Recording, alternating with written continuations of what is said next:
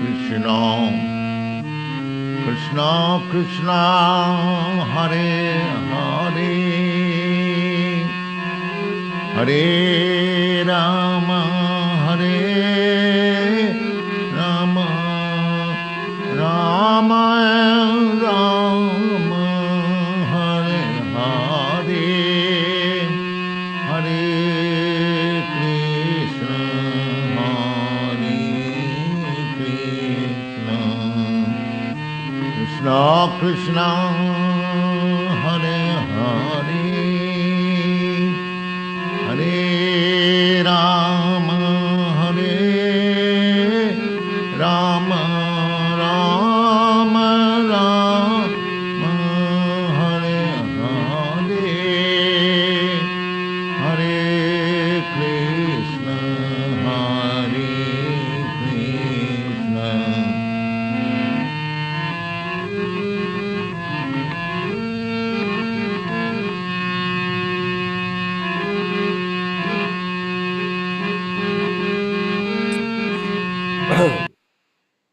Hare Krishna, all glories to Srila Prabhupada, and welcome everyone this morning, Sunday morning, for our weekly Srimad Bhagavatam reading and discussion with Yashodanandana Prabhu and our assembled devotees throughout the world who are participating in this Sankirtan mission of Srila Prabhupada and Sri Chaitanya Mahaprabhu, which has been somewhat, not somewhat, I would say completely destroyed by the people, our godbrothers in the other mission that Prabhupada started, which was the ISKCON mission. And when Prabhupada came from India, he had this purpose to preach the Krishna consciousness movement to the Western-speaking countries based on what? What was his mission based on? Vijaya Pandit, I'll tell you what it was. It was based on the instruction of his spiritual master, Srila Bhaktisiddhanta Saraswati Thakur. Yes. He had received this order from Bhaktisiddhanta to preach the Krishna consciousness movement to the Western-speaking countries. And that was his mission. And he came to New York, and we're reading about that in the diaries. The Jaladuta diary today, we're going to go over some of the features of his journey and his preparation. And so he came to New York, and what did he do? He went ahead and he started to preach with the goal, Krishna Katha, of recruiting people. Because you need people in order to spread a mission. The mission was to spread it to people. And then he was endeavoring to get a place to stay. And for a long time, he had no place to stay. He was just living from place to place.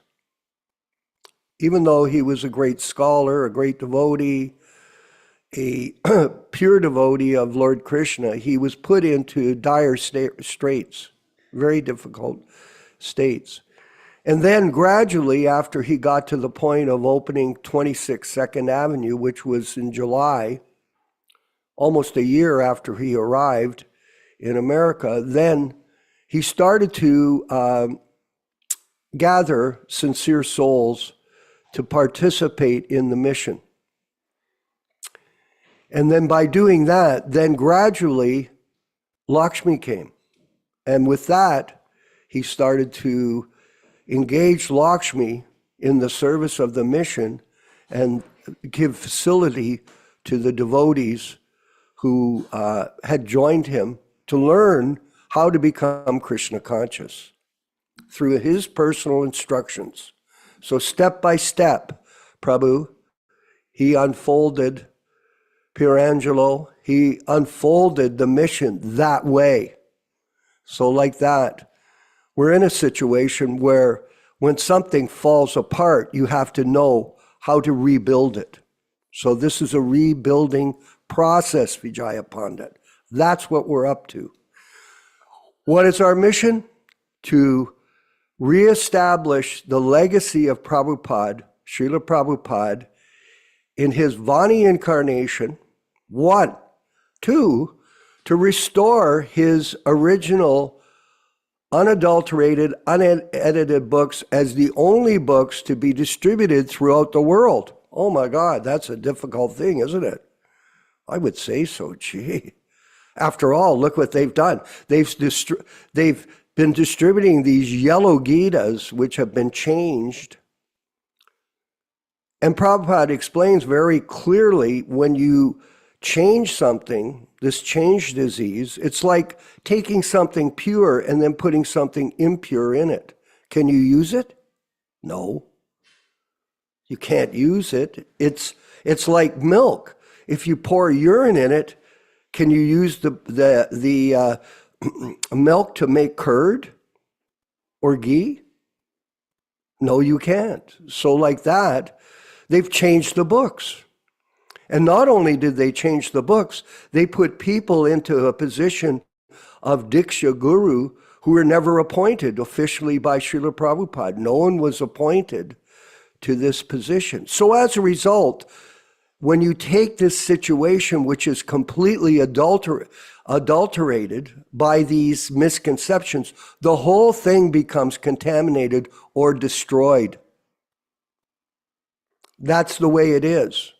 So we can discuss the history and you can point out this person and that person, but really our goal is not really to make proof of this situation. We know it, but it's to reestablish the broken dream, to bring it back to life. And this has to have a plan. And then once you have the plan, then you need the people. And then after you get the people, then the Lakshmi will come. And we mix that together and we will rebuild this movement. Yes, we will. It is possible. I wanted to mention, I was, one of my friends, actually it's Joe Felice here in Hamilton, Bhakta Joe, I call him, his nickname is Arjuna. And he sent me this video. I sent it to a few of our godbrothers here of El Salvador, the rebuilding of El Salvador in South America.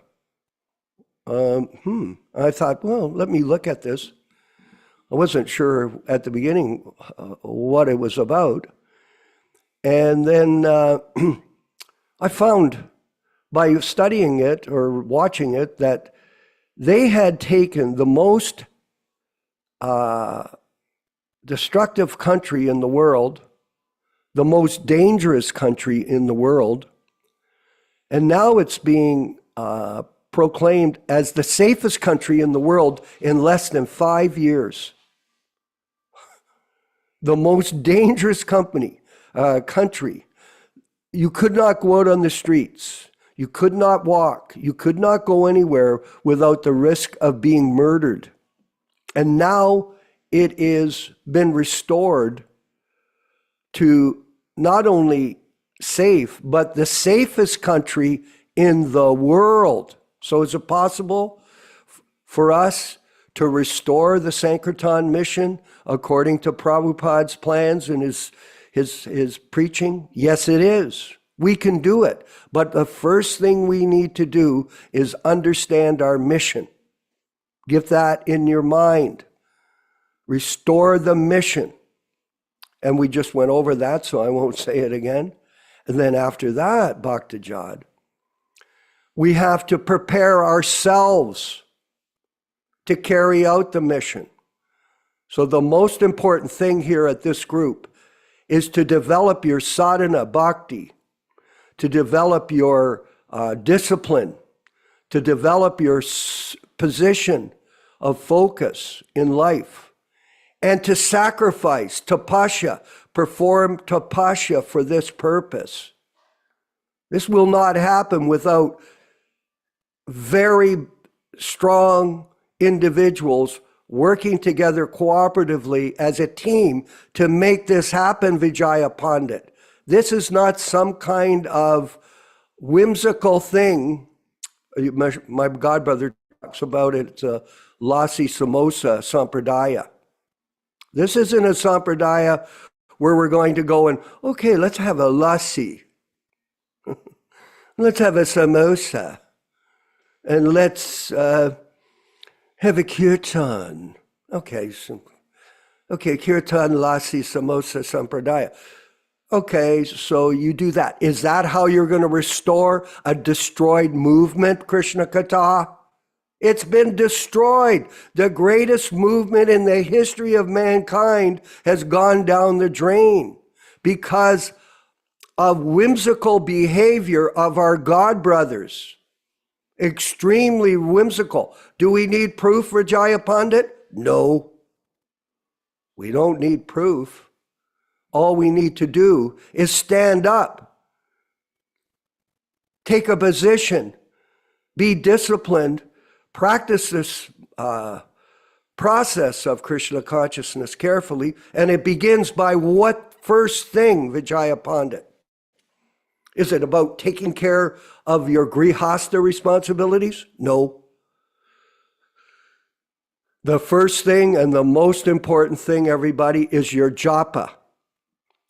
That is it, because Krishna is present in his holy name. He is non-different than his holy name. And if you take shelter of the holy name, according to Prabhupada's directions, and you practice that sincerely every day for 2 hours minimum, you can chant more if you want, if you have time, but minimum 2 hours, say approximately when you do your japa. Chant it with a lot of focus, discipline, just like a MMA fighter, this Khabib from Russia. Very serious man when it comes to MMA. And he's a very good example to other people. I'm watching him, I'm seeing. He's a Muslim, he's very serious, Krishna Katha, not a joke. And he says very simply, if you're not prepared to sacrifice, you will not succeed. So personal development is a key part of this process. Coming to these classes, look at that. You know, people will show up when they feel like it. I know that. Well, that's okay. At least they're trying. We have maybe 30 people, 35 people that come to the program. Mediocre success, but better than nothing. We've started. And they talk about critical mass. I'm going to finish up Yashoda Prabhu in a second, but critical mass in a franchise system means something where it becomes self-sustaining as it grows, Vijaya Pandit. In other words, you get to a certain point and in it starts to expand on its own by its success. So like that, we're trying to get to a point of critical mass. Now, it appears to us as a group that we're getting better at what we're doing. And people all over the world are getting in touch with us. A lot of people are watching this program, by the way, on YouTube based on time zone difference. But we're getting momentum. It's coming. So eventually, if we keep pushing and pushing, Vijaya Pandit, keep going at this, please. Don't stop. Keep going. Eventually, we'll reach a point of critical mass. This will start to expand on its own by the enthusiasm of its membership, the quality of the membership, the potency of the membership. This spiritual potency is what makes this thing work, Bhaktijad. It doesn't work by mundane calculations. It doesn't work by material speculation. It works by the mercy of the Guru and Krishna. And you have to invoke that. We have to invoke it within our group. It's a personal responsibility that each person in this program has to accept. If you're not serious, go away. It's not going to help. Be serious about this. We're all trying to be serious. I'm sorry if I'm directing it. I'm also trying very hard to get serious. We all stumble through this world of illusion, trying to overcome the modes of material nature. But it is everyone's individual responsibility here to be serious and cooperate and work together. Develop your own spiritual character. And we will push this movement on and please our spiritual master, A.C. Bhaktivedanta Swami Prabhupada. And that, Bhakti Jad, is the secret of success in making spiritual advancement. There is no other way. This is crystal clear to us. Just so you know, Krishna Katha, there is no confusion here when we're explaining this. Not with us or with Prabhupada's instructions to us, which we're all reading every day. And I've reached the time. I'm going to stop. Let's go to the diaries. Try not to speak so much. I apologize, everyone. I'm meditating constantly on this and trying to share this with all of us, this understanding that we as a group are getting, and then focusing the group in a direction every week. Every week. Look, we're already June 30th, 2024. How much have we achieved this year, Vijaya Pandit? How much have we actually achieved? Well, something, but we're certainly not like the group in El Salvador that took the most dangerous country in the world and made it the safest country in the world in less than 5 years. There's a lot for us to do. Here we have, let's go for the picture.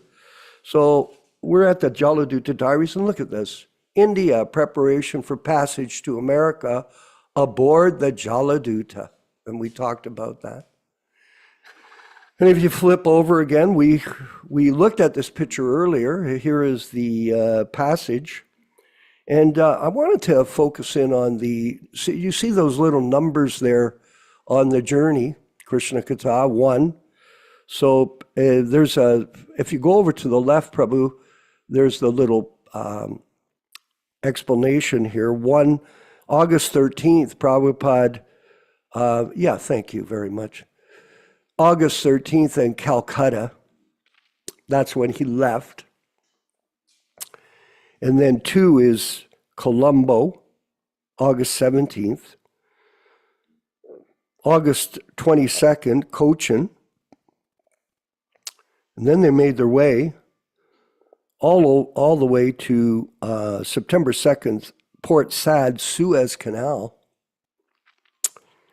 And then it shows him crossing the ocean, and we'll read about that as we move forward in the pastime, amazing pastime, to Boston on September 17th, 1965.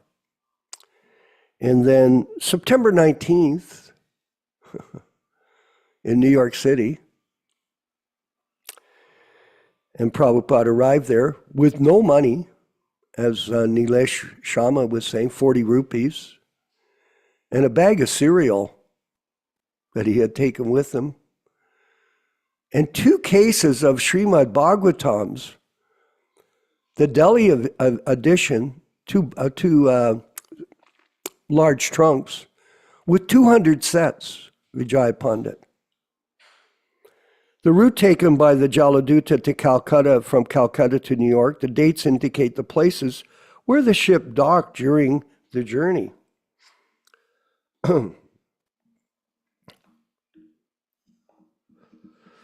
Okay, and on the next page, we have the front cover of the diary. And Srila Prabhupada signed his name at the top. You can kind of see it there scratched at the top. And then the front inside cover of the diary. There's the wonderful vessel that he was aboard. And then here we go to Prabhupada sitting outside the room at the Radha Krishna temple at 2439 Chipawala Kalan in Delhi before leaving for America. In front of him are the first 3 volumes of his English Srimad Bhagavatam. Huh? Amazing. And going over there to this next side, the inside of Srila Prabhupada's room. The miniature dome indicates that the Radha Krishna deities are situated directly beneath this spot. And on the right, the front entrance of the temple at 2439 Chipawala Kalan, which Srila Prabhupada listed as his residence. And on the left there is the veranda outside Srila Prabhupada's room. So very humble, very modest accommodation for him. And here we go to the next page. I'm not sure when I sent you. Okay, so the best compliments of the Scindia Steam Navigation Company Limited, Scindia House, Ballard Estate, Bombay. And here we have the personal information. And remember, you see these written marks, his writing, his script, I should say. And just to see this is very auspicious, Krishna Katha, just for people to see this. So we got, his name is written, see the beautiful handwriting, A.C. Bhaktivedanta Swami. Post Office Box number 1846, 2439, Chipawala Kalan, Delhi, Vrindavan. And then some kind of a general, maybe phone number, I don't know.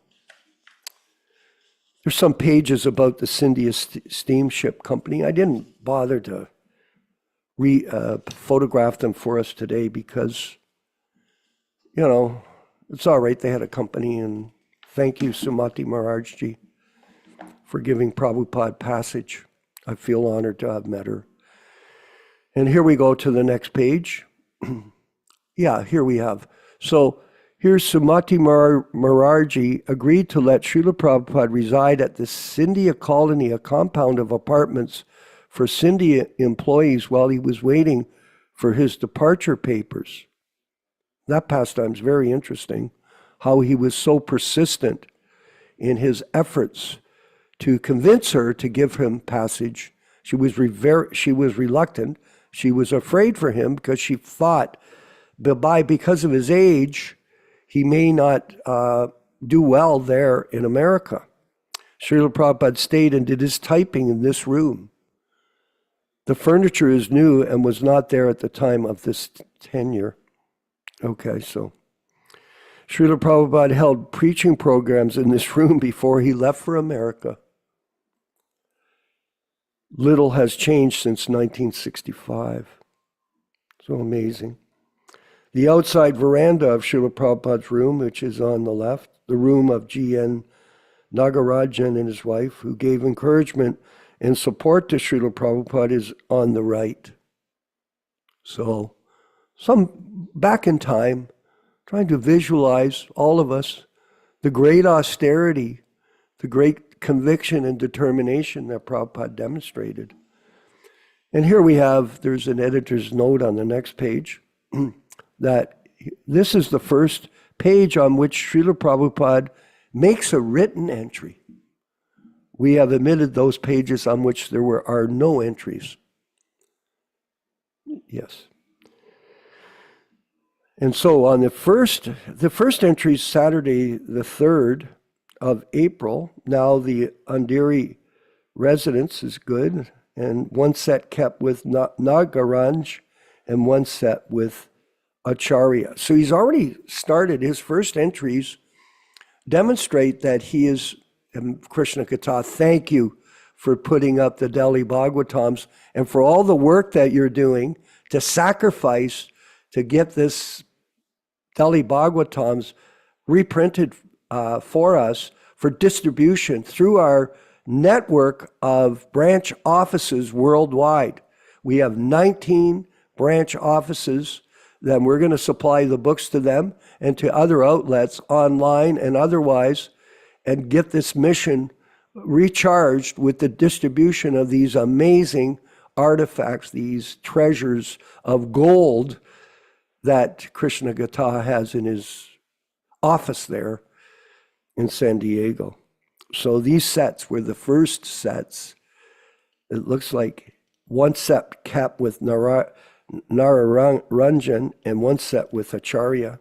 So Prabhupada is very, very focused from the very first entry into book distribution. And do we have another page, my friend? Yes.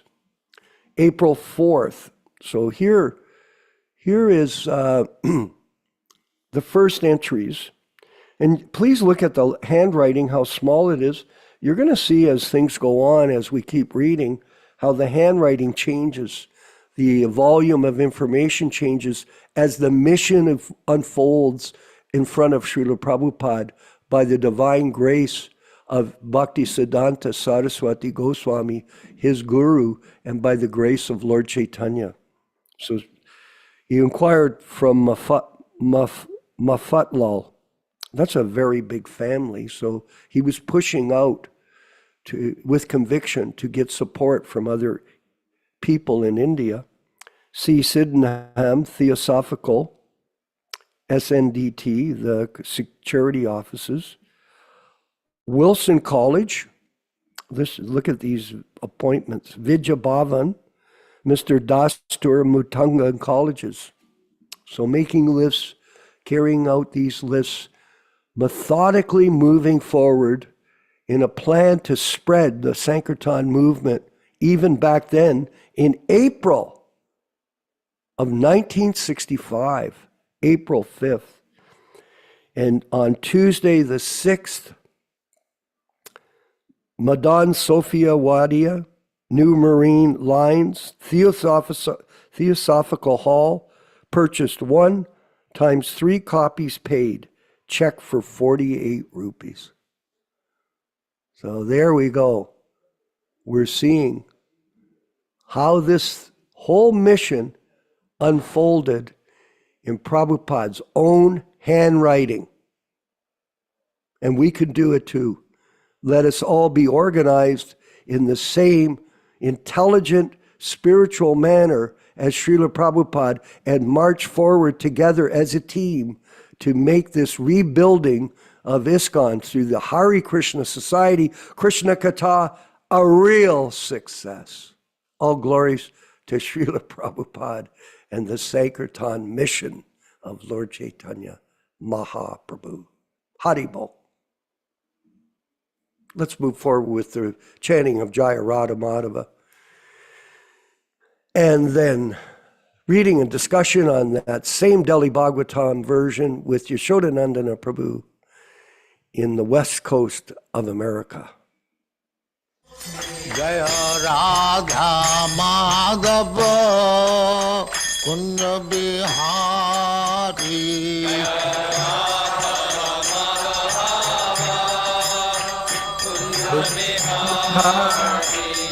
Jaya Radha Madhava Kunja Bihari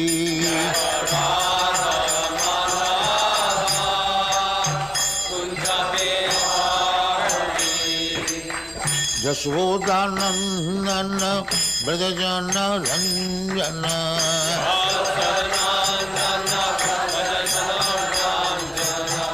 Yashodanandana Brajajana Ranjana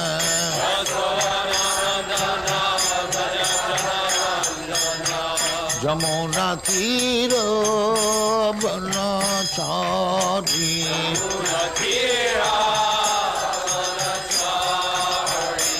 Jamuna Tira Banachari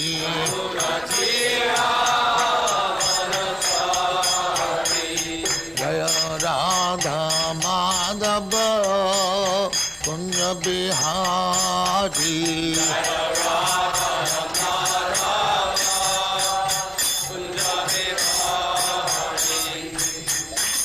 jana vallabha girivaradhari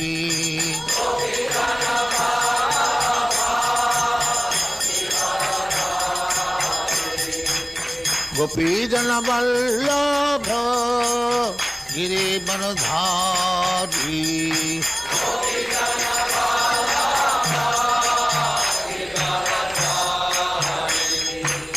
Yasodhanandana Brajajana Ranjana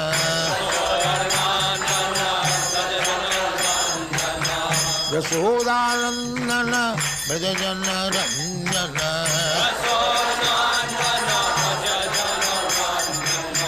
Yamuna Tira Banachari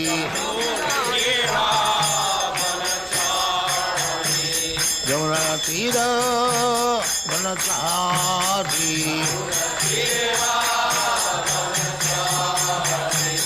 Jaya Radha Madhava Kunda Bihari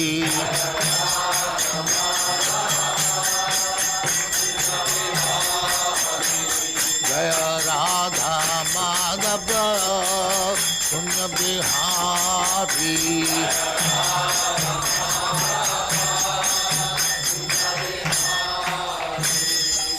Jaya Muspa Paramangsa Paribrajagacharya Sattvaresvara Samadhati Dhanta Saraswati Goswami Bhagavad Ki Jai Ananta Kodi Vaishnava Ki Jai Ramacharya Shri Haridas Thakur Ki Jai Prem Se Kaho Sri Krishna Chaitanya Prabhu Nityananda Shri Advaita Gadadhar Shivasari Gaur Bhaktivinoda Ki Jai Shri Shri Radha Krishna Bhog Gopinath Sam Khanda Radha Khanda Giri Govardhan Ki Jai Vrindavan Dham Ki Jai Navadvip Dham Ki Jai Ganga Mai Ki Jai, Jamuna Mai Ki Jai, Guru Dwarka Dham Ki Jai, Swami Bhaktivinoda Ki Jai, all glories to their Summit.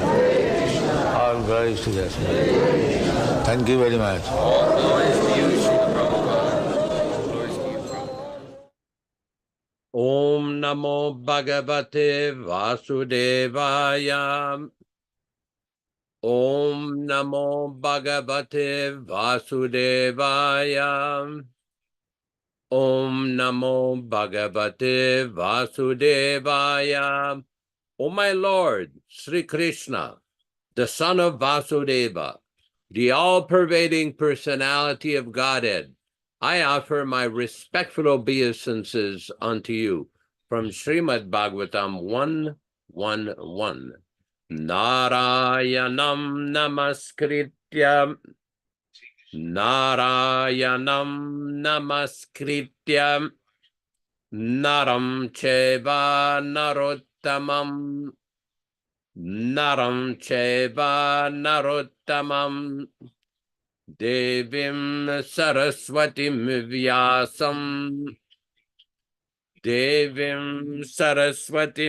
Vyāsam Tato Jayam Mudirayat. One should utter the means of conquest, Srimad Bhagavatam, after offering respectful obeisances, 1, to the personality of Godhead Narayana, 2, to the Narayana Rishi, who is the supermost human being, 3, to the Mother Saraswati, the goddess of learning, then 4, to Srila Vyāsadeva, the author, from Srimad Bhagavatam 1-4. Thanks everybody for participating in this reading and discussion on Srimad Bhagavatam. We very much appreciate the participation of anyone who comes and attends the class directly, as well as all of those who are listening outside. I just want to mention before we start the class, I have a devotee in Hawaii who is named Dinashraya Prabhu, who is a Prabhupada disciple, and he has a business selling clothes. And every single day, along with selling clothing, he distributes Bhagavad Gita. And he's done this for many, many years.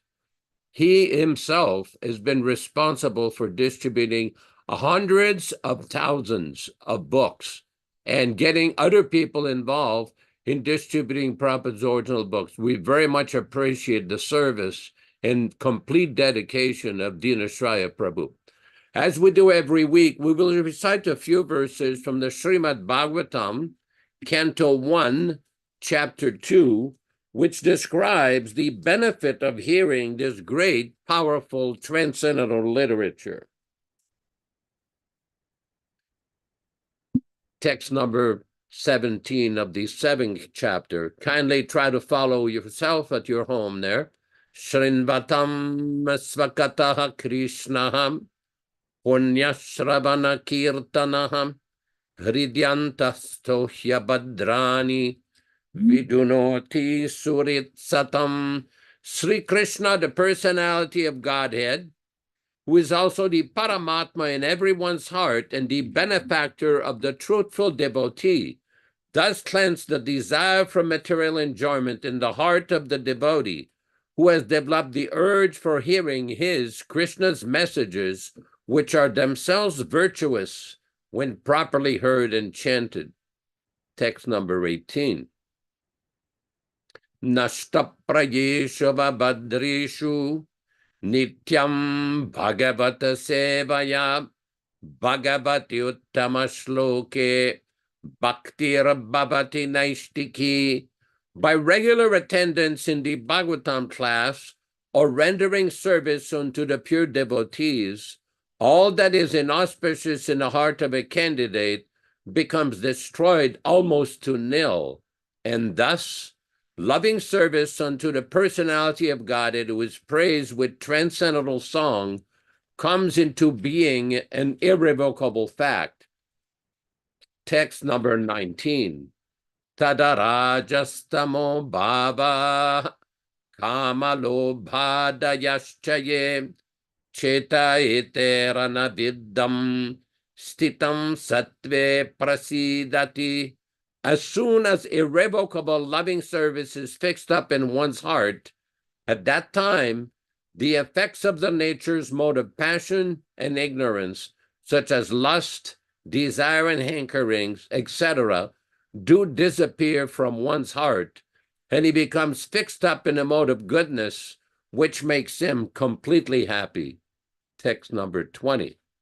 Evam prasanna manaso Bhagavad Bhakti Yogataha Bhagavad Tattva Vijnanam Mukta Sangasya Jayati. Thus, when one is positively fixed up in the mode of unalloyed goodness, the enlivened-minded man affected by contact of devotional service of the Lord can positively know scientific knowledge of the personality of Godhead in the stage of liberation from all material association. Text 21. Vidyate hridaya grantis chidyante sarva samshayaha kshiyante chasya karmani drishta evatmanishwari. The knot of one's heart is thus pierced, and all misgivings are cut into pieces. The chain of fruitive actions are terminated, along with the seeing of oneself, the dominating factor. We will proceed with our reading of the text today from Canto 1, Chapter 5, text number 19.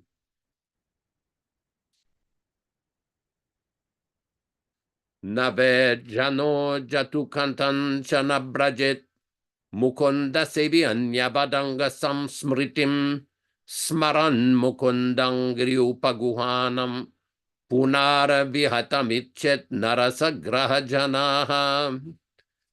Synonyms: na, never; vai, certainly; jatu, at any time; katanchana, somehow or other; navrajet, does not undergo; mukunda sevi, the devotee of the Lord; anyaved, like others; anga, oh my dear; samsmritim, material existence; smaran, remembering; mukundangri, the lotus feet of the Lord; upaguhanam, embracing; vihatum, willing to give up; na, never; ichet, desire; rasagraho, one who has relished the mallow; jana, person. Translation by Srila Prabhupada. My dear Vyasa, a devotee of the Lord Sri Krishna, even though falls down sometimes, somehow or other, certainly, he does not undergo the terms of material existence like others, the fruitive workers, etc. Because a person who has once relished the mellow of the lotus feet of the Lord cannot go otherwise remembering the ecstasy again and again. Purport. A devotee of the Lord automatically becomes disinterested in the enchantment of material existence because he's rasagrahi, or one who has tasted the sweetness of the mellow of the lotus feet of Lord Krishna. There are certainly many instances that a devotee of the Lord has fallen down due to uncongenial association, like the fruitive workers who are always prone to degradation. But even though he falls down, he is never to be considered as one and the same with a fallen karmi. A karmi suffers the result of his own fruitive reaction, while a devotee is reformed by chastisement directed by the Lord himself. Sufferings of an orphan and the sufferings of a beloved child of a king are not one and the same. An orphan is really poor because he has nobody to take care of. But a beloved son of a rich man, although appears to be the same on the level of an orphan, is always under the vigilance of his capable father. A devotee of the Lord, on account of wrong association, sometimes becomes an imitator of the fruitive workers. The fruitive workers want to lord it over the material world. Similarly, sometimes put into difficulty by the Lord himself as special favor by removal of all paraphernalia in material values, by such action the bewildered devotee is forlorn by all friends and relatives, and the devotee comes to his senses again by the mercy of the Lord and is set right to execute his devotional service. In the Bhagavad Gita, it is also said that such fallen devotees are given chance to take birth in the family of highly qualified Brahmin or rich mercantile family. The devotee in such position is not so much fortunate as one who is chastised by the Lord, being put into positions seemingly of helplessness. The devotee who becomes helpless by the will of the Lord is more fortunate than those who are born in good families, as above mentioned.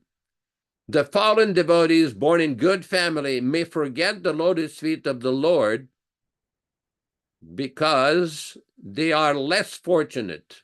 But the devotee who is put into forlorn condition is more fortunate, because such forlorn devotees swiftly return to the lotus feet of the Lord, thinking himself helpless all around. Pure devotional service is so much spiritually relishing that such a devotee becomes automatically disinterested in material enjoyment. That is the sign of perfection in the progressive devotional service.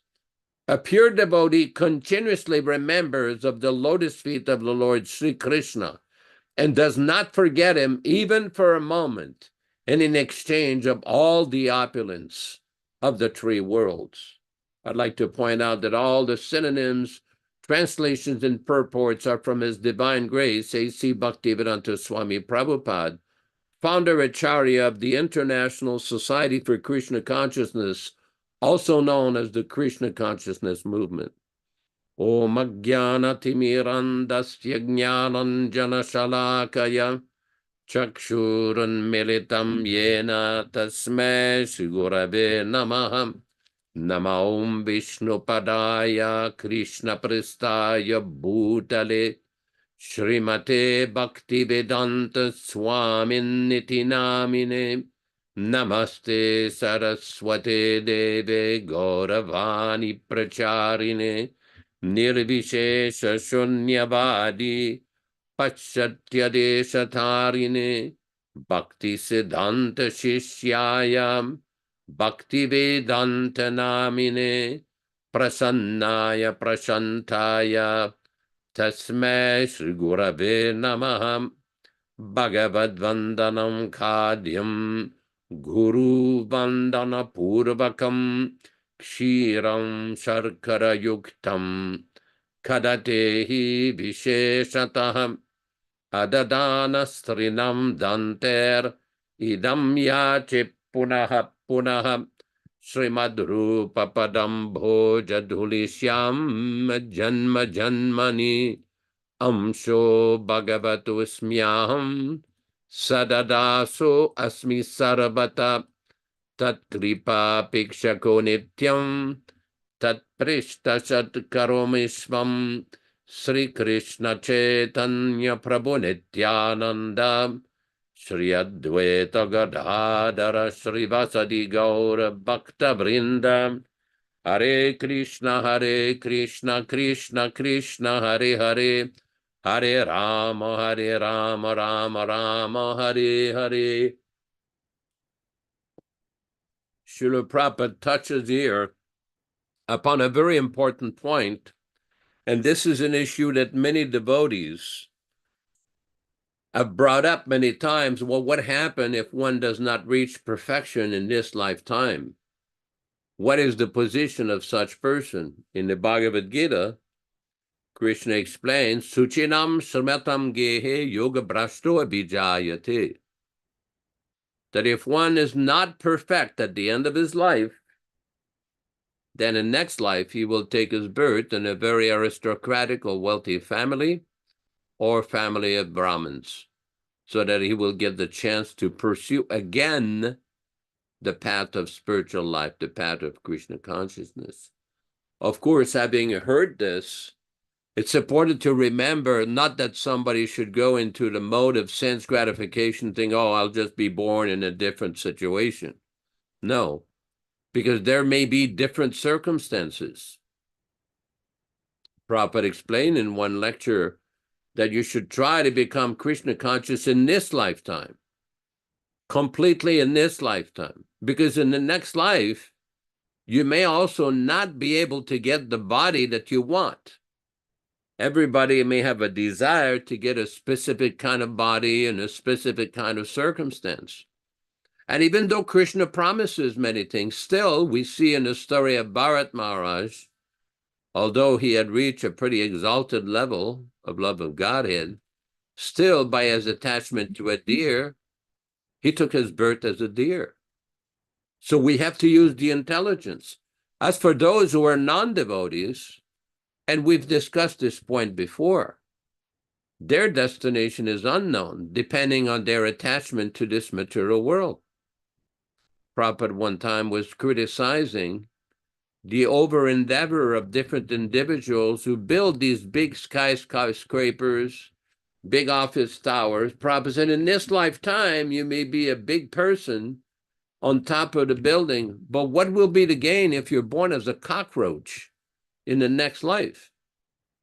But of course, people dismiss that by saying, oh, you only live once. Well, happy to inform you, you're going to live again. You are an eternal spirit soul. And depending on your thoughts and your consciousness at the time of death, you will reach a certain destination. This is also explained very nicely in the 8th chapter of Bhagavad Gita. Sada tad bhava bhavitaha. Krishna says, always you will reach that destination that you are thinking about. And the whole process of bhakti given by the acharyas and presented by Srila Prabhupada is to give everybody a chance to train the mind, train the intelligence to become Krishna conscious, so at the time of death, one can remember Krishna. Some way or other, one can remember Krishna. Now, one should not take advantage of that and thinking, okay, Krishna guarantees this, Krishna guarantees that. Because I've had many devotees ask me, well, what happens if we get into trouble? What are we supposed to do? Well, this is nicely explained by Sanatana Goswami and Gopal Bhatta Goswami in the Hari Bhakti Vilas. They describe, this is a verse from the Padma Purana, Bhumos kalitapadanam bhumiriva avalambanam. Twayi jata paradanam twameva sharanam Prabhu. One of Krishna's name is Prabhu, the master of everyone. That my dear master, I take shelter, twameva sharanam. And it just like a person who tries to go up a slippery stairway by trying again and again, eventually one will reach the destination. So even though there are offenses in the beginning, one should try again and again and chant the name of Krishna. Never abandon the path, simply keep the chanting. Of course, nowadays, it's in previous ages, this was not available, or even in this Kali Yuga a few hundred years ago, a few dozen years ago.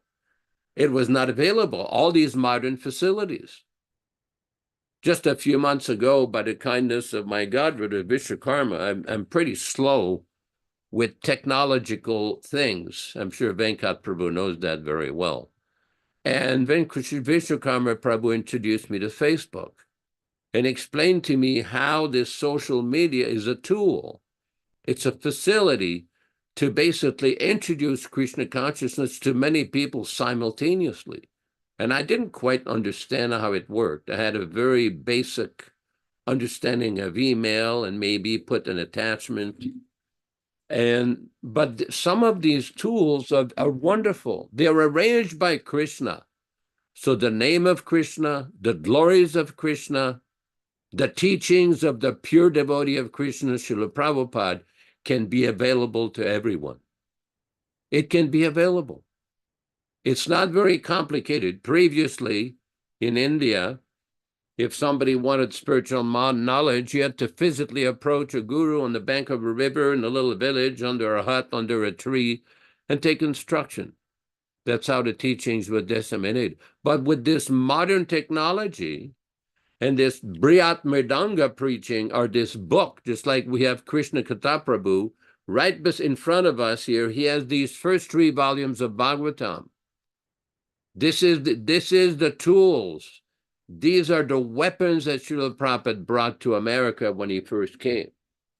I had a conversation with Guru Das one time when Srila Prabhupada told us at one point in 1972 to go upstairs in the Radha Damodar temple. Upstairs from his room, he had another room where he had all kinds of artifacts from his days in Allahabad with his business, this chemistry business. He says, get rid of everything. And Guru Das and myself looked at this, and it's like, there were many booklets, easy journey booklets, manuscripts of the Bhakti Rasamrita Sindhu, Hishopanishad manuscripts, and then we asked Prabhupada, what should we, Prabhupada, just give the books away. Give the books away to devotees and all the other things, but some of these other things were all kinds of things from his chemistry days. So we had to follow Prabhupada's instruction, but we knew we could not toss the books away. But what was amazing about Srila Prabhupada is his steadiness and his consistency. Excuse me. Prabhupada was focused on the mission right from the start. The minute that he got the order from his Guru Maharaj, his Divine Grace, Bhaktisiddhanta Saraswati Thakur Prabhupada, the first time he met him, when he was told by Bhaktisiddhanta that you should preach this message, you're educated, preach this message in English. And then Prabhupada also told him 2 weeks before Bhaktisiddhanta departed that Bhaktisiddhanta Saraswati Thakur told him, preach in English, this will benefit you and everybody you preach to. But Prabhupada's organization was very focused, very focused. Prabhupada did not deviate 1 inch from his mission. His Back to Godhead, early Back to Godhead magazine, the League of Devotees prospectus that he had in Jhansi in Uttar Pradesh, when you compare it to what he did in 1966 in New York to start his society, was very similar. Because the point comes up many times, well, what will happen to the movement with all these controversies, with all these problems, with all of these divisions, all of this internal dissension? The fact is, the Krishna consciousness movement will go on no matter what happens, because he was predicted by Chaitanya Mahaprabhu himself in the Chaitanya Bhagavata. Of course, those who tend to exploit the society or twist or misinterpret the teachings for their own personal ambition, that's a different crowd. It doesn't matter how senior one may be, how intelligent one may be, how much physical direct association one may have had with Prabhupada. If one distorts the teaching, there are very serious consequences. That is why in all these sampradayas, especially these Vaishnava sampradayas, they never change, ever, ever, one syllable of their acharya's writings. In an ARG movement, we have a great danger, a great catastrophe that has been engineered by the very people that were supposed to prevent this nonsense from happening. That is why everybody on this call, this is very important, everybody has a role to play. You tell your friends, tell your relatives, your husband, your wife, your children, your mother, your father, your grandparents, everybody you know. Some way or other, give them a book, an original book of Srila Prabhupada. Some way or other, connect them with a pure devotee. That is the greatest service that you can do. Yesterday, I was referring to Bhaktivinoda Thakur, who wrote a song about the preaching method of Nityananda Prabhu. It's called Nadia Godhumre Nityananda Mahajan. And with that song towards the end, he described that the essence, Sarva Dharma Sar, means the essence of all religion, of all spiritual teaching, is to give people the name of Krishna. Krishna Nama, Sarva Dharma Sar. And how do we do that? Well, we can chant with the Mridanga, that's 1 or 2 blocks away. But the Briyat Mridanga, the distribution of Srila Prabhupada's original books, not these adulterated, nonsensical revisions under the plea of grammatical revisions, and then the floodgates are open with all kinds of nonsensical misinterpretation. This is very dangerous.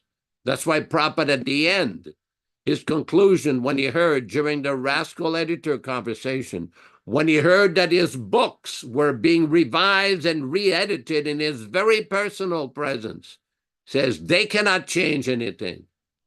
And the next most important instruction, the next printing again should be the original way. And this is the mission of the Hare Krishna Society and Prabhupada Disciples Association, to reestablish the Vani incarnation of Srila Prabhupada. And every one of you who wants to serve Srila Prabhupada, it doesn't matter if you met him, you didn't meet him, or if you got letters from Prabhupada, or you didn't go on morning walks with Prabhupada, that is irrelevant. At this point, with all the scandals, the fall downs, the craziness, the madness, and all the independent people doing their own independent, whimsical projects, doesn't matter anyway whether you were with Prabhupada or not.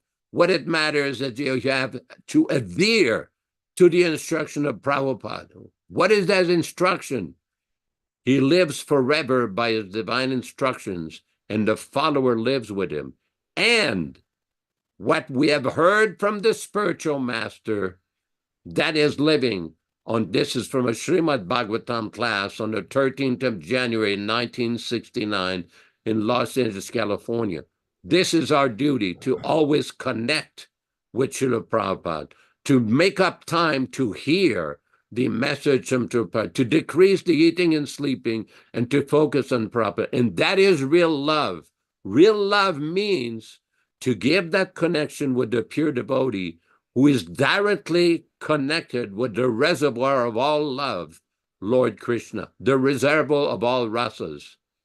In a Taittiriya Upanishad, Prabhupada used to often quote, Raso Vai Rasaha, that the supreme absolute truth is the reservoir of all rasas. That love that we're hankering, it's available. It's available by hearing and chanting the name of Krishna and hearing the message, the unadulterated, unchanged, non-edited, non-interpolated message of Srila Prabhupada, the pure devotee. Hare Krishna, Hare Krishna. Thank you very much. Thank you. That was absolutely tremendous. To hear the truth from the voice of a sincere, dedicated follower of Srila Prabhupada, his disciple, his pure nectar, Bhaktajad. And this is the idea of this association, to share this information, which is very valuable and unknown to most people. It's a mystery, Vijaya Pandit. It's been, in many cases, kept secret from the public for whatever reason, nefarious reason. And it really indicates that there is some kind of conspiracy that's gone down. We call it, it's been termed by many of our God brothers, a mafia, the ISKCON mafia, which is a closed group of people that work together to commit a crime. That's what mafia is. And in this way, they take advantage of other people. So all of us should be aware of this reality. I wanted to go back to the purport today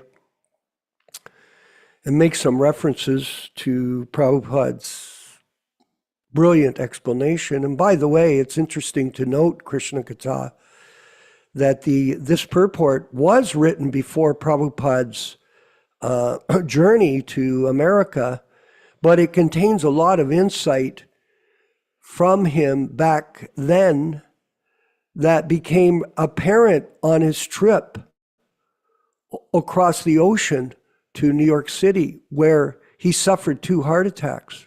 So he was put into great difficulty, and he considered it to be a blessing, not a curse. So sometimes our situation may fall apart for whatever reason. You may lose your money. You could lose your family members. They could reject you. If you're married, you could lose your husband or your wife for whatever reason. And in this way, you are put into a difficult situation, very difficult, emotionally and mentally. You suffer. But somehow or other, through the middle of all of this, Krishna is guiding us to make us take shelter of him. Through all that difficulty, you take shelter of Krishna. And you become focused on the mission, like Yashodanandana Prabhu was mentioning how focused Prabhupada was in Radha Damodar temple. He sent them upstairs, just get rid of everything. So they carried out the order, but at the same time, we understand that Prabhupada was not interested in the past in so much as he was more concerned about the use of his time every day. And you can see how hard he worked, creating all these manuscripts, all these articles to educate other people. He was channeling, by the grace of the Lord, all of this transcendental insight to the conditioned souls. That was his mission. So Prabhupada says, by such actions, the devotee of the Lord, the bewildered devotee, is forlorn by all friends and relatives, and the devotee comes to his senses again, thank you very much, by the mercy of the Lord, and is set right to execute his devotional service. Now I want to mention Yashodanandana Prabhu. When many of us joined the movement back in the 70s, what happened when your parents found out that you had joined the Hare Krishna movement? Well, guess what? They rejected you. You're not my son anymore. You're not my daughter. You've joined a cult. You're running around in pink robes with your head shaved. That was a shock. When they saw when you went home to see your regular family, say if you were in a particular Canadian family, some people, there are many Italians over here, and family is everything for them. Oh, my mama, my dada, my papa. What has happened to you? Look at you. You look crazy. And the people were intimidated. The members, they were frightened. I know when I went home, my father looked at me, what happened to you? Look at you. You're a disgrace. Mamma mia. So this type of thing went on back then. You were rejected by your family completely because you took up a process which was different than what they considered to be normal. What is normal? Well, in the Western world, normal means do everything wrong and nothing right. That's what normal means. It's like when Rudrani, our devotee in Toronto, was captured by these deprogrammers. They took her to, in 1974, they stole her from the Toronto temple and they took her out to the east coast of Canada in Kentsville, Nova Scotia. And they put her in a motel room. They told her, oh, we're going to try to make you normal again. Watch TV. And by the way, you have to eat meat. You cannot, be a vegetarian. That's food deprivation. You've got to eat meat. She didn't, of course. And then they said, well, you can't chant these rounds all the time because that's mind manipulation. You're repeating the same thing over and over again. This is going to control your mind. And by the way, you have to sleep 10 hours a day. You can't go to bed early and get up early. That's sleep deprivation. And in this way, they promoted this philosophy that we were brainwashed. Complete madness. I was on a national TV show, Yashodanandana Prabhu, with Professor Joseph O'Connell. After the Jim Jones episode took place where 900 people drank Kool-Aid and killed themselves down in the Americas. So there was a campaign to discredit us. So we were rejected by everyone. Back then especially, we went on the streets, people looked. Some people felt they couldn't handle it and they left the movement. Oh, I can't do this. I've been rejected by everything and everyone. Because we're conditioned by material life. We're in a state of confusion.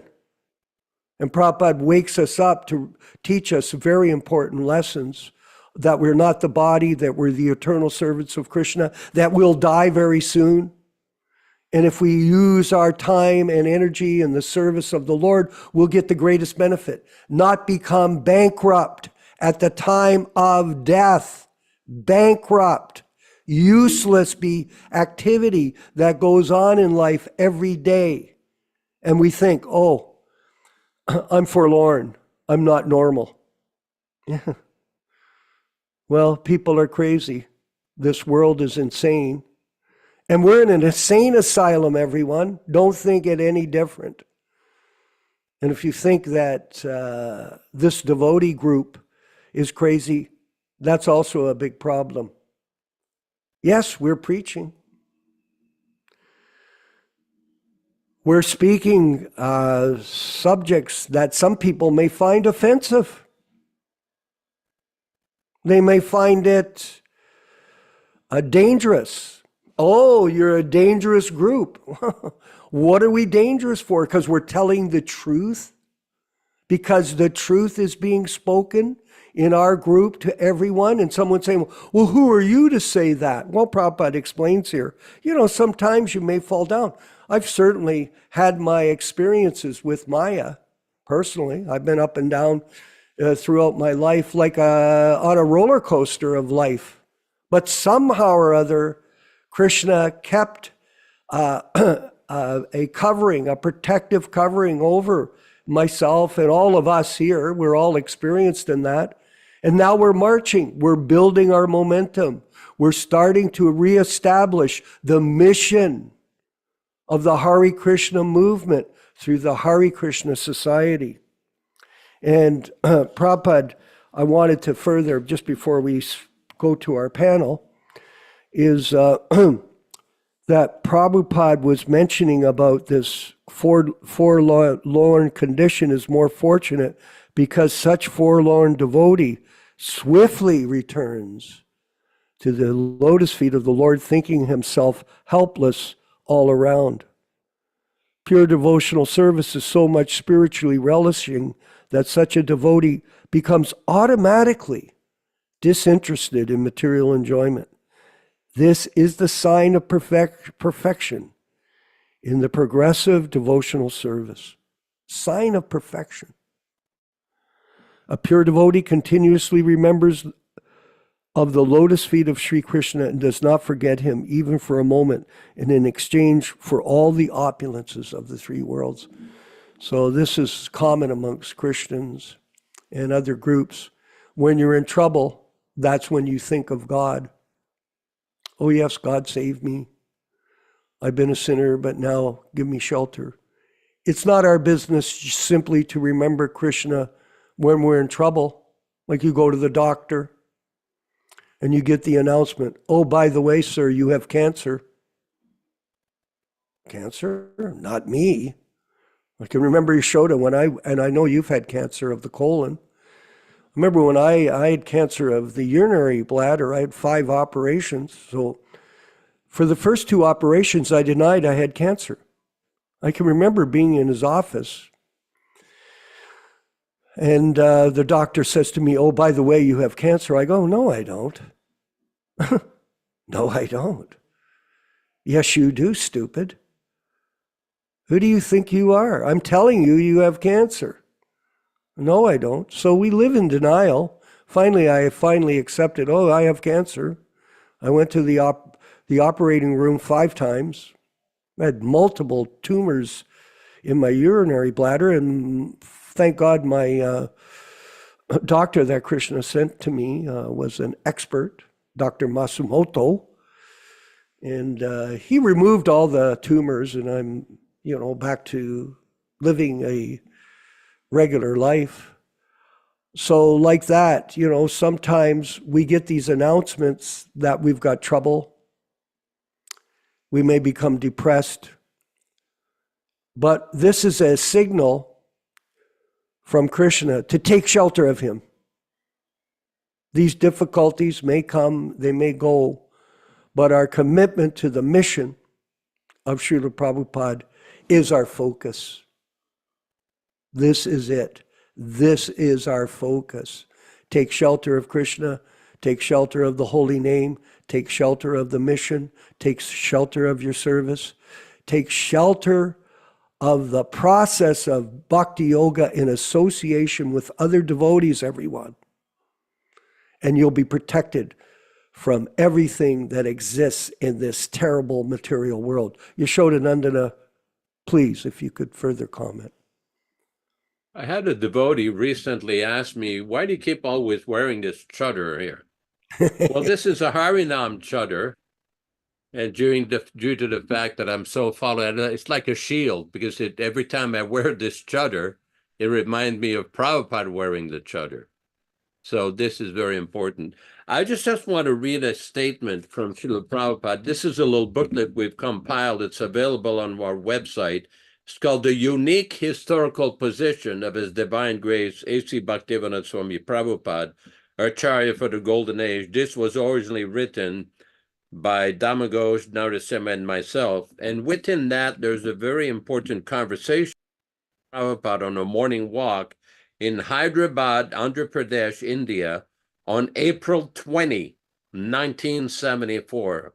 Morning walk conversation on April 20, 1974. Srila Prabhupada. Yes, between Nitya Mukta and Nitya Baddha, Panchadravida, the Nitya Mukta devotees, Prabhupada, They're always engaged in the service of the Lord, and every thought of theirs is engaged at the lotus feet of Krishna, of serving him completely. And when they appear on this earth, persons like yourself, they only come here for the purpose of reclaiming the fallen conditioned souls. They have no reasons to come to this material for their own enjoyment. That is never on their mind. But the Nitya Baddhas, they're simply here to try and manipulate this material nature so that they can engage their own senses in gratification, either of themselves or their extended self, like their family. So the difference between the two is one is serving Krishna and the other is simply serving his senses. Srila Prabhupada, is that all right? Satsvarup, eternally liberated and eternally conditioned. Srila Prabhupada, eternally liberated, they never forget Krishna. There's no period throughout the existence. There is no question of existence. It is their all existence, never touched by Maya. Panchadravida.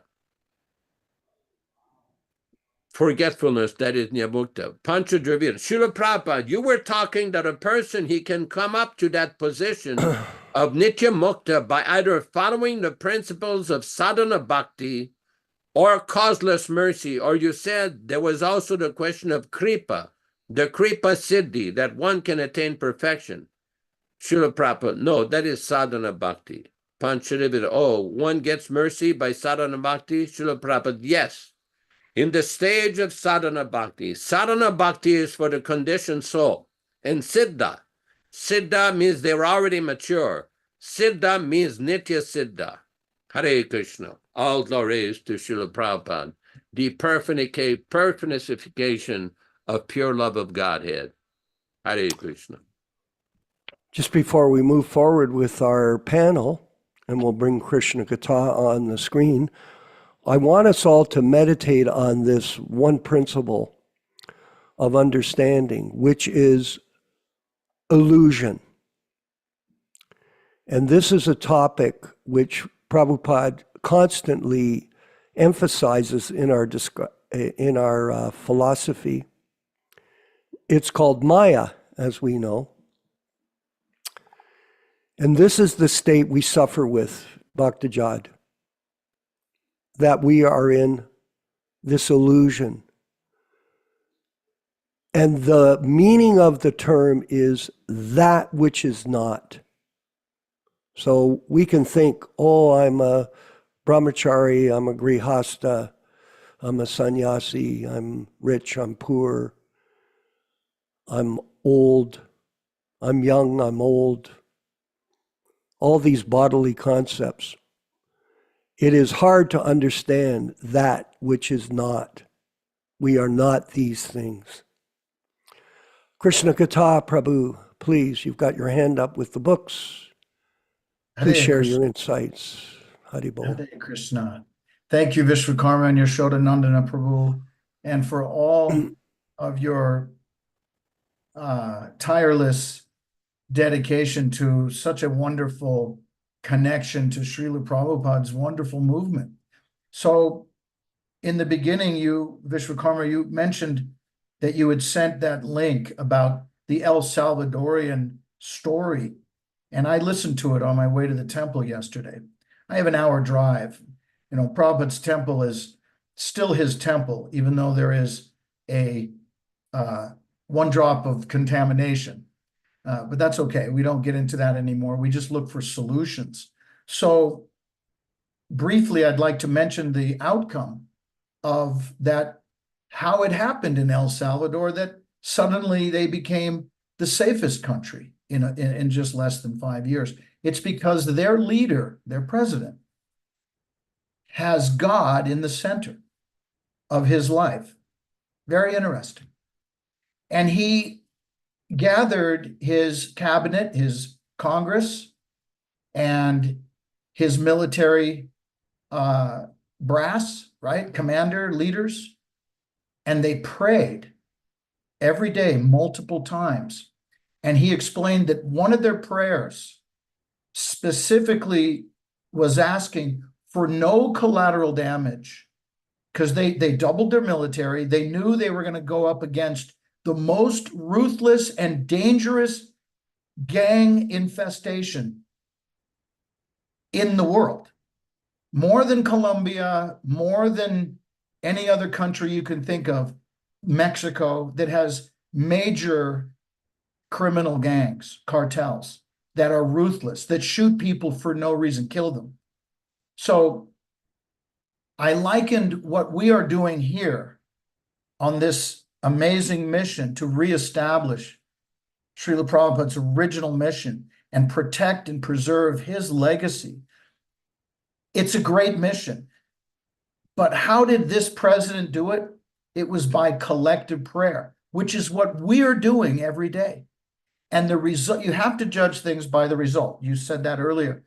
What was the result of all this collective prayer in El Salvador? Not one innocent citizen was killed in this great battle of eliminating these criminal gang members in the thousands by either death or by incarceration. They arrested them to spend the rest of their life in their jails. And they eradicated the violence, and they went from the most dangerous to the safest country. Now, we have to be careful to think, well, how is it that their prayers are answered? We are doing what they are doing, perhaps on a more intense level, because our spiritual master is Nitya Siddha. He's directly in contact with Krishna, always. He always will be, and he always is. But you cannot deny the power of collective prayer. You cannot deny it, even for a country that is Catholic or Christian, and that doesn't matter. God is in everyone's heart, and these people sincerely prayed every day, multiple times, no collateral damage. And that was the result. Their prayers were answered. Not one innocent person died. That's an amazing story. So for all of you that don't listen to this, I'm giving you the conclusion of this story of El Salvador to illustrate how powerful collective prayer is. We are doing this in this class today. All of us are meditating, which is prayer, on pushing Prabhupada's movement forward in its original form. Prabhupada's Vani is with us everywhere all the time. And that's how we stay connected. I speak regularly and joyfully with one devotee that's on this class right now. And that is my connection to bhakti, because we are serving the servant of the pure devotee. And without that conversation, without that connection, what am I doing? I'm allowing Maya to direct me somewhere else. And we cannot let that happen. We have to stay connected every day. Like these 3 classes a week are the most nectar that I'm drinking all week. And then every day, I stay connected by speaking with you, Vishwakarma, by emailing devotees, getting answers, by connecting with a devotee on the telephone.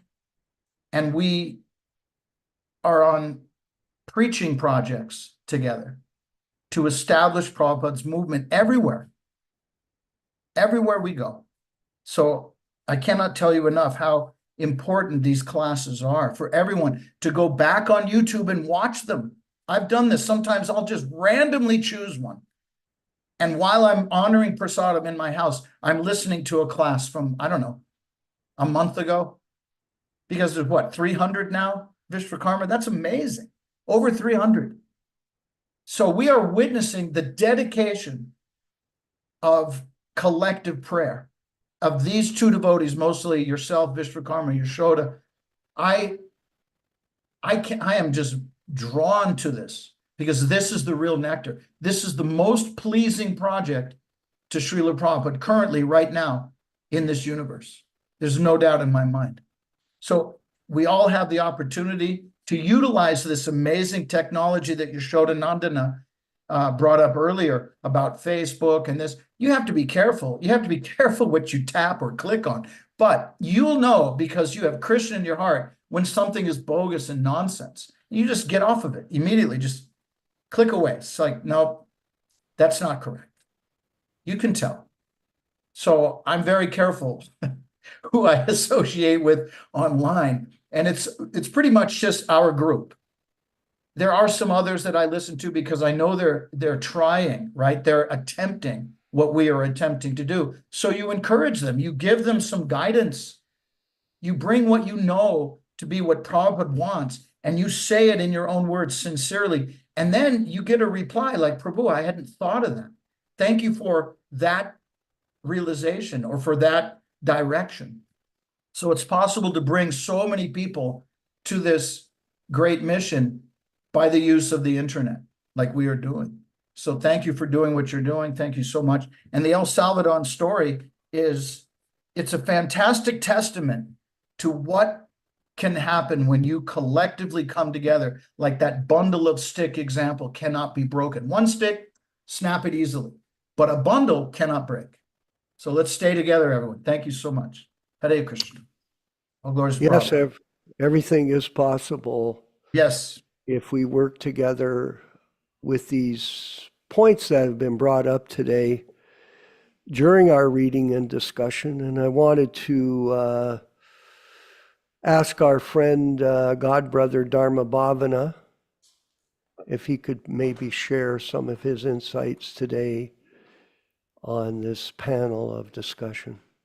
Dharma Bhavana in Dallas, Texas. Oh, wait, Hare Krishna. I'm trying to get my video on. I have over here. Uh-oh. There it is. Hare Krishna. Yeah, thank you. Wonderful class. Part of our class today, it struck me, we're talking about asking questions.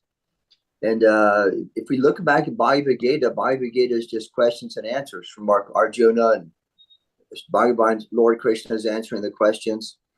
Yeah. One time a devotee was at our house and we showed him the original book, and I mentioned how this is the Bhagavad Gita, the same Bhagavad Gita that Prabhupada gave Gita class from maybe 130 times. And the devotee said, wow, I've never seen this before. And I said, well, this is the original book, original pictures, everything is the same. So I just think it's really important devotees get in the habit of asking questions, even to devotees that we trust or we don't trust. We may know the answer, but if we ask questions, we can actually understand how other people are thinking. And one time a devotee came to my house, and he about 10 years ago, and he asked me, what did I think about the term living guru? And I thought about it. I'd heard the term before, but I didn't actually know what he was talking about, what he was trying to ask about. So I just paused a few seconds, said, well, Guru is eternal. The spiritual master is eternal. I don't know. What do you mean by a living guru? So I just kind of got in the habit of asking questions and answering questions in some cases. So I didn't have anything really special to say, but I appreciate our class today. And but sometimes we can ask the devotees questions of, why are the books changed if Prabhupada approved the books?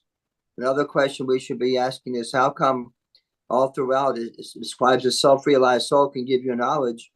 Why change this concept to water it down? Or why change the deity worship that Prabhupada gave us? It was really simple, and from letters in 1969, 1970. Why was it changed? Because most devotees don't actually know why the changes were made and how the changes. It's just kind of like, once I asked the head pujari, why are they offering the incense first to the deities, Radha Krishna deities, and then to the others? And the head pujari said, well, that's just a new method, indicating that if somebody just tells them there's a new method, they accept it without thinking. So this is all I have to say. Thank you. Hare Krishna. Very interesting point. Thank you, Dharma Bhavana, or Sarva Bhavana.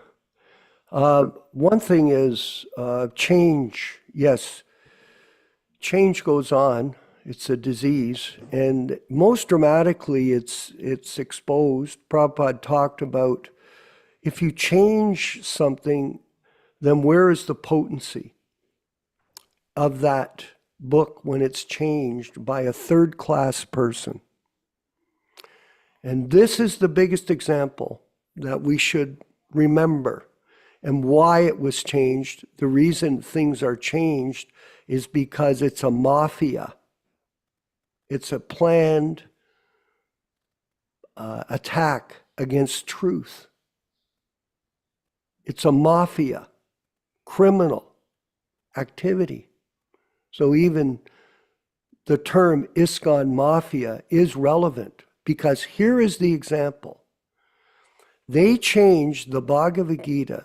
Just approach the spiritual master and inquire from him submissively. Offer obeisances, render service unto him, because the self-realized soul, they have seen the truth. Proof. They changed that most important verse in the Bhagavad Gita from he has seen the truth to they have seen the truth. Dharma Bhavana, why did they change it from he to they? What's the answer? Because it's a mafia. Actually, can I just make one point? Yes. I asked one devotee in my house also a couple of years ago. He gave the answer. He said, before Prabhupada was the guru, and now there's many gurus. So it's they means all the. That's the answer that he gave. Well, that's not the point. The point is they changed it. No change. He to they.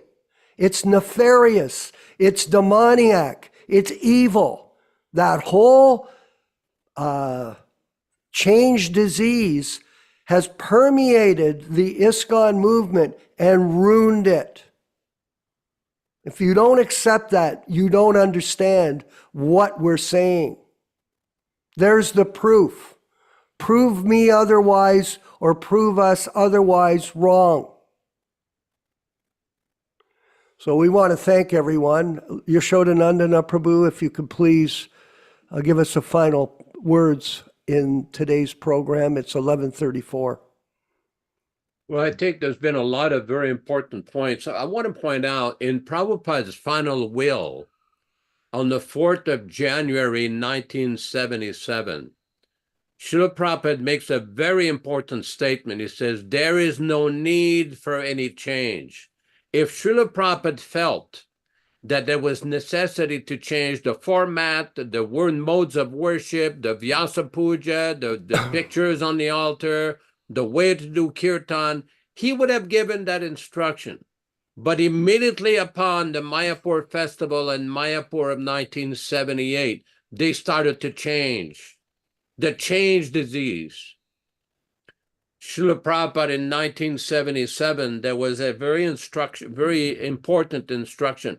He sent a devotee to Mathura, and he requested the devotee, you go and get some medicine. It was some eye medicine. You go to this specific pharmacy, you pay the specific price. Here's the name of the medication. Go and do that. The devotee came back. He went to the wrong pharmacy, paid the wrong price, and basically gave the wrong medicine. And Prabhupada, this is the disease with you Americans and Westerners, the change disease. You try to change everything.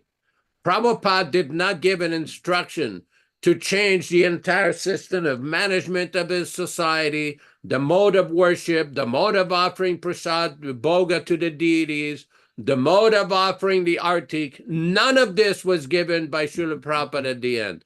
All of this is whimsical. And we all know what Srila Prabhupada warned us about whimsical behavior with regards to his spiritual master's institution. Prabhupada said a great institution was lost on account of whimsical ways. We can learn from this. This is a very important lesson. Incidentally, I just want to comment something about Bhakta Jad on the screen from France. He has become actually pretty expert. Just yesterday, he sent me a picture of Krishna. It looked so exquisite and beautiful, full of love, full of sweetness. that I don't know if it's an A1 picture. Jayarati Lee also does that, Puranjan's daughter. It's quite amazing the way that it comes out. It seems there is a lot of love and devotion in the way that this has come out to basically enthuse devotees, to remind devotees about Krishna. Hare Krishna. Thank you, everyone. We'll get your question on Wednesday, Nilesh Sharma. Thank you, everyone, for participating in today's wonderful program of transcendental discussion and realization and spiritual ecstasy. Take these words of kindness to your heart and let us move forward this week and have a wonderful opportunity, our wonderful program of preaching and spreading Krishna consciousness in our own particular areas in this Namhata effort to revive the Krishna consciousness movement according to Srila Prabhupada's instructions and teachings. All glories to Srila Prabhupada. Let's move forward with the kirtan. With Prabhupada chanting with the bongo back in the 60s. Yes, Yashoda, I'm sorry. Should we allow Nilesh Sharma Prabhu? I think he's had his hand up for a little while. Maybe we could allow him to make a comment or two before we go to the kirtan. Just a If you respectful decide, request. Prabhu, we're over time though. Okay. Go ahead, Nilesh. Hare Krishna. Thank you, Prabhu. Thank you, Krishnananda Prabhu. I just wanted to say one thing about the comment which was made about two things: living Guru and they have seen the truth. So if we let's accept it for a second, if they have seen the truth, if they have seen the truth, they can die too. Because if they believe in a living Guru, what happens once the Guru dies? That means there is a dead Guru as well. So if there is a dead Guru and that dead Guru has seen the truth and he still dies, what kind of truth has that dead Guru seen? So look at the stupidity of even the conversion or the change of these books. So if anybody asks you, do you believe in a living Guru? He says, yes, I always believe in a living Guru. There is no dead Guru at all. But there are people who die, and look at the bylaws of ISKCON. What do they say? That when your Guru dies or when your Guru falls down, because even though if they have seen the truth, they too can still fall down. So what kind of truth are they seeing? What kind of living Guru are they talking about? You can see them in their own stupidity. So we don't need to even say anything. The stupidity lies in that conversion itself. Hare Krishna. Yashodananda Prabhu, your tippani on this. Well, this is a very important point. This stems from a conversation Prabhupada in Seattle in October of 1968, when Madhvisa asked Srila Prabhupada, I was referring to a living spiritual master. Prabhupada said, there's no question of living. Spiritual master is eternal. You may accept this spiritual master, that spiritual master.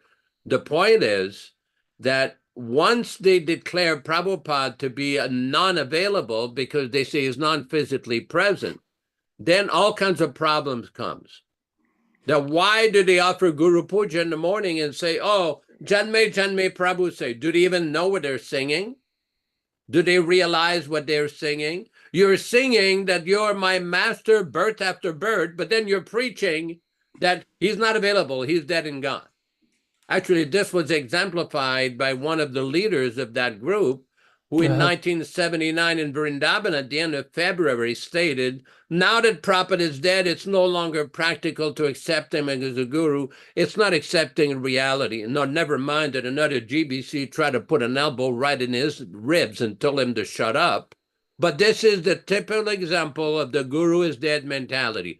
Prabhupada is dead, they're living. They're trying to change the philosophy from Vani is more important than Vapu. In other words, that Prabhupada's Vani is always available. They're changing that their Vapu is more important than Prabhupada's Vani. We do not accept that nonsense deviation. Very important to understand. Vani, Prabhupada always said, Vani is always more important than Vapu. And we don't disrespect devotees who had the good association of Srila Prabhupada, their Vapu association. But let us understand the teachings properly. without distortion and without nonsense interpretation. Very important point. Thank you very much, Nilesh Prabhu, Aye. for bringing up these points. And I want to thank somebody else you. on this call. I don't know exactly her name, and I apologize for that. Pran Mohan Mohini or Madan Mohan Mohini, for her very, very steady support of these classes and her association. She is very dedicated to Srila Prabhupada. She's also a licensed attorney, but she's a very, very steady devotee. We thank you very much, Mataji, for your participation, and everybody else on this call. Dharma Bhavana, Venkat Bapra Prabhu in Bangalore, Joe Felici in Hamilton, Tom in Europe, and so many devotees, Kantadas in Trinidad, Tobago, because the idea is when we hear from Srila Prabhupada, this is direct association with the spiritual master. And this is the point I was trying to make earlier. What we have heard from the spiritual master, that is living. You never hear them quoting that. You never hear quoting them the beginning of the Bhagavatam, that he lives forever by his divine instruction and the follower lives with him. You never hear them quoting that statement in 1975 in Atlanta, Georgia, USA, when Prabhupada described about the appearance day of his Guru Maharaj. He said, it is not that he is dead and gone. That is not spiritual understanding. Let me shut up here and give the floor back to Vishwakarma. You probably have some very important statements to make. Hare Well, Krishna. Hare Krishna. We're moving forward here. We always enjoy the dialogue and discussion with our God brothers. Make it clear in your mind that the whole thing that was perpetrated by the ISKCON group is a criminal conspiracy. Why I say criminal? Because it's material. It is a material conspiracy. It's a criminal conspiracy. Not necessarily well organized, but motivated by personal ambition of a few. And this is what we're dealing with, Krishna Katha. And this is what we'll expose and destroy. Done. All glories to the Sankirtan movement of Sri Chaitanya Mahaprabhu. All glories to Srila Prabhupada. And thank you, everyone. We'll see you on Wednesday evening. Have a good day of chanting and serving.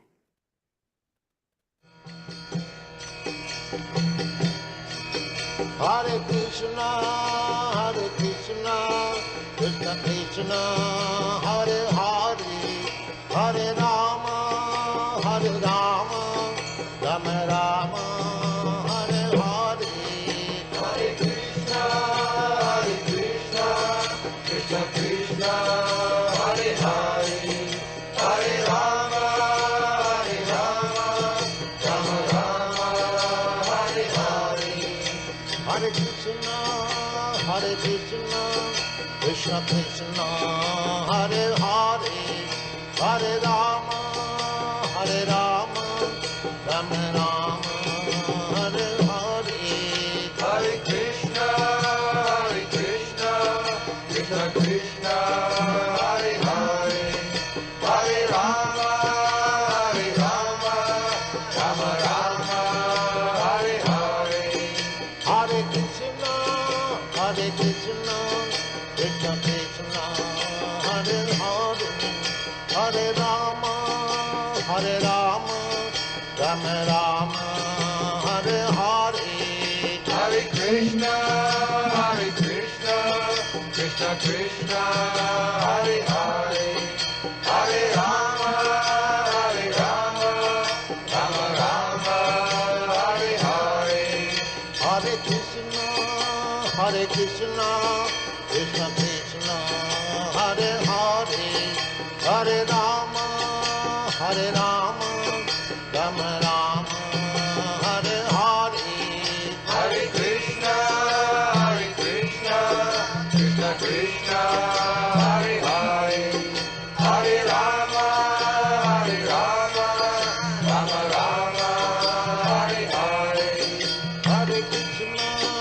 Hare Krishna, Krishna Krishna, Hare Hare, Hare Rama,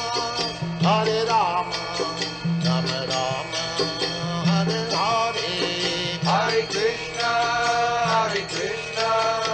Krishna, Hare Hare, Hare Rama,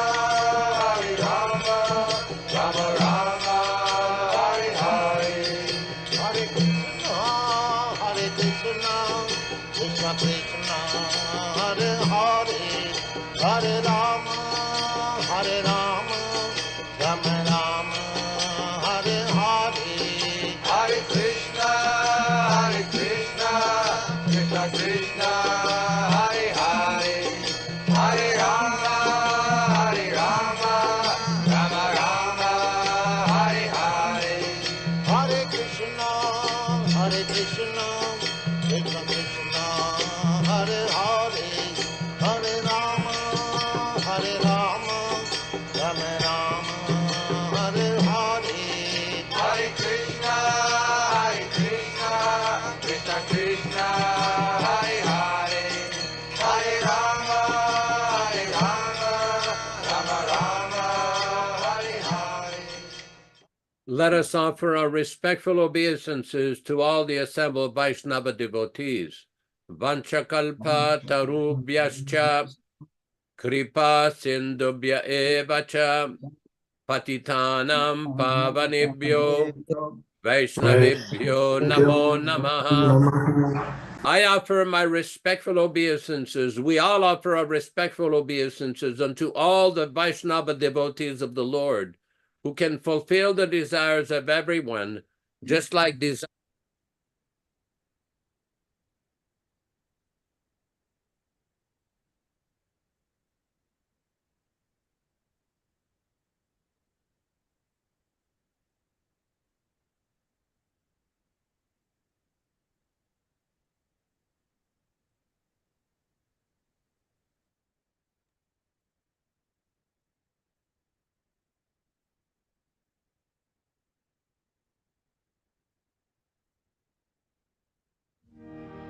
Vandeham Sri Guru Sri Juta Padakamalam Sri Gurum Vaishnava Vangsha Sri Rupam Sagrajatam